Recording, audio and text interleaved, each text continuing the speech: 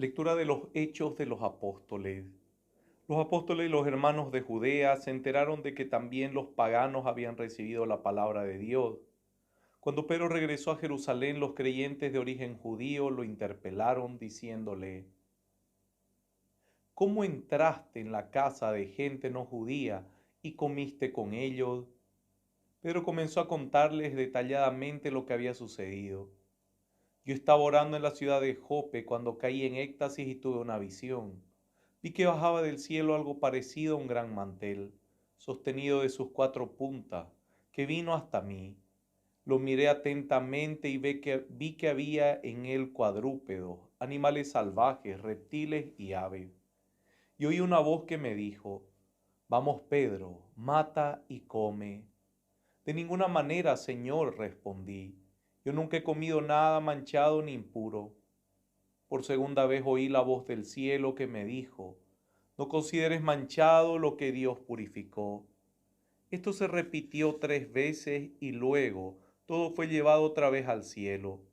En ese momento se presentaron en la casa donde estábamos 3 hombres que habían sido enviados desde Cesarea para buscarme. El Espíritu Santo me ordenó que fuera con ellos sin dudar. Me acompañaron también los 6 hermanos aquí presentes y llegamos a la casa de aquel hombre. Este nos contó en qué forma se le había aparecido un ángel diciéndole: Envía a alguien a Jope a buscar a Simón llamado Pedro. Él te anunciará un mensaje de salvación para ti y para toda tu familia. Apenas comencé a hablar, el Espíritu Santo descendió sobre ellos como lo hizo al principio sobre nosotros. Me acordé entonces de la palabra del Señor. Juan bautizó con agua, pero ustedes serán bautizados en el Espíritu Santo. Por lo tanto, si Dios les dio a ellos la misma gracia que a nosotros por haber creído en el Señor Jesucristo, ¿cómo podía yo oponerme a Dios? Después de escuchar estas palabras, se tranquilizaron y alabaron a Dios, diciendo también a los paganos: ha concedido Dios el don de conversión que conduce a la vida. Palabra de Dios. Mi alma tiene sed de ti, Dios viviente. Mi alma tiene sed de ti, Dios viviente. Como la sierva sedienta busca las corrientes de agua, así mi alma suspira por ti, mi Dios. Mi alma tiene sed del Dios viviente. ¿Cuándo iré a contemplar el rostro de Dios? Mi alma tiene sed de ti, Dios viviente. Envíame tu luz y tu verdad, que ellas me encaminen y me guíen en tu santa montaña, hasta el lugar donde habitas. Mi alma tiene sed de ti, Dios viviente. Y llegaré al altar de Dios, el Dios que es la alegría de mi vida, y te daré gracias con la cítara. Señor Dios mío, mi alma tiene sed de ti, Dios viviente. Lectura del Santo Evangelio de nuestro Señor Jesucristo según San Juan. Gloria a ti, Señor. Jesús dijo a los fariseos: Les aseguro que el que no entra por la puerta en el corral de las ovejas, sino trepando por otro lado, es un ladrón y un asaltante. El que entra por la puerta es el pastor de las ovejas. El guardián le abre y las ovejas escuchan su voz. Y llama a cada una por su nombre y las hace salir. Cuando ha sacado a todas las suyas, va delante de ellas y las ovejas lo siguen, porque conocen su voz. Nunca seguirán a un extraño, sino que huirán de él, porque no conocen su voz. Jesús les hizo esta comparación, pero ellos no comprendieron lo que les quería decir. Entonces Jesús prosiguió: Les aseguro que yo soy la puerta de las ovejas. Todos aquellos que han venido antes de mí son ladrones y asaltantes, pero las ovejas no las han escuchado. Yo soy la puerta.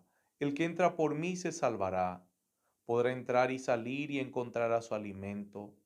El ladrón no viene sino para robar, matar y destruir. Pero yo he venido para que las ovejas tengan vida y la tengan en abundancia. Palabra del Señor. Gloria a ti, Señor Jesús. Queridos hermanos, comenzamos la semana con esta lectura que nos invita a nosotros descubrir esta voz, esta voz, esta, esta palabra que entra a través de nosotros y nos conquista. Mire, es una palabra de amor, es una palabra amorosa que conquista, que no solamente conquista, sino que totalmente impacta nuestra vida hasta el punto que nos hace despertar y entender que algo en esa palabra es grande y maravilloso. Esa es la palabra del Señor, esa es la voz de Dios a través de su Hijo Jesucristo. Y esa palabra nos conquista de tal manera que no somos engañados por ninguna otra palabra.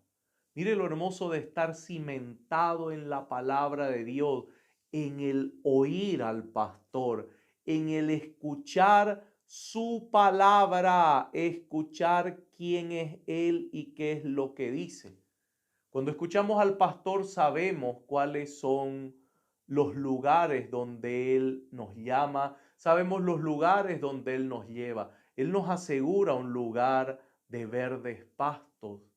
Pero cuando no escuchamos la voz del pastor, escuchamos a todos aquellos que vienen antes de Jesucristo. Mire, aquel que no ha tenido su experiencia con Cristo es solamente una persona que se mueve por influencia de palabras. Les estoy hablando de palabra versus palabras.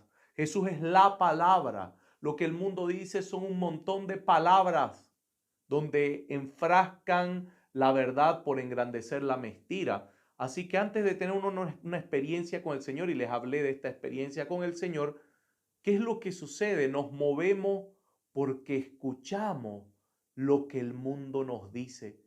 Esos son los que dice el Señor. Los que vinieron antes de mí son ladrones y el ladrón vino a destruir, a dividir, vino a matar.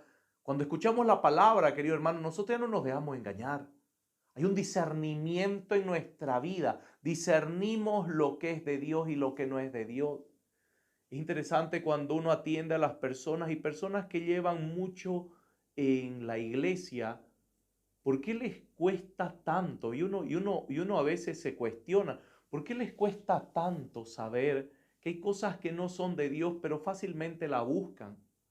Gente que va a la misa siempre, gente que va a grupos de oración, gente que no falta, pero aparece algún charlatán diciendo de que él puede solucionar cosas con ciertos ritos, cierta forma, y estos que siempre van a la misa, estos que siempre van a su grupo de oración, que están en su rosario, inmediatamente van tras de este charlatán. Inmediatamente van detrás de esta persona que los conquista, pero no para bien, sino que los conquista con sus mentiras.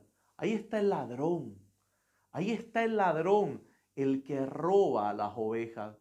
Ahí está el ladrón de esas ovejas que no conocen al pastor y que fácilmente se dejan llevar por la voz de cualquiera.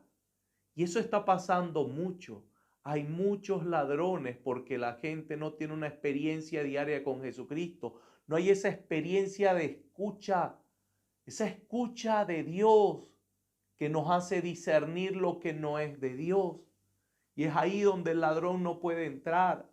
Ahí es donde las ovejas rechazan toda otra voz y no permiten que los engañe.